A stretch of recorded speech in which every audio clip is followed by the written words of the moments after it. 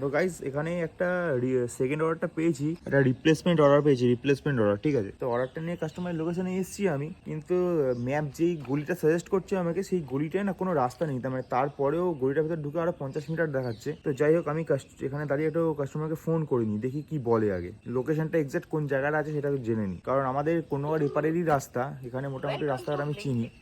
চলো একটা ফোন করে জিজ্ঞাসা করে কি বলে।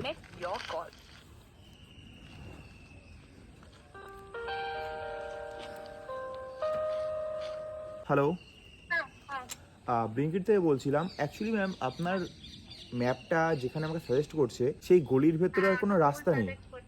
হ্যাঁ হ্যাঁ, আপনি কি সুগারটা চেম্বার জানেন তো?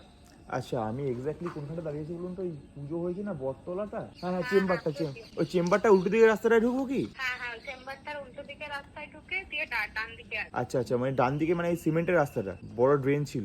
ওকে ওকে, ঠিক আছে, আপনি একটু বাইরে দাঁড়ান। রাস্তায় ঢুকে ডান দিকে আছে। আচ্ছা আচ্ছা, ঠিক আছে ঠিক আছে, আপনি একটু বাইরেটা দাঁড়ান, আমি চলে আসি 2 মিনিটের মধ্যে। হ্যাঁ। ওকে। তো আমি জানি না কেন গুগল ম্যাপ প্রবলেম করছে না কি, চলো আগে কাস্টমার লোকেশনে পৌঁছাই, দেখি কি ওখানে কেস ঘটে।